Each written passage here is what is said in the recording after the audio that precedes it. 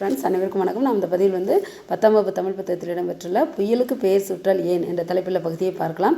புயலுக்கு முன்பு பேரழிவு பற்றிய விழிப்புணர்வு, தயாரிப்பு, பேரிடர் மேலாண்மை, பாதிப்பு குறைப்பு நடவடிக்கைகள் இதெல்லாம் மேற்கொள்வதற்கு புயலின் பெயர்கள் உதவும்.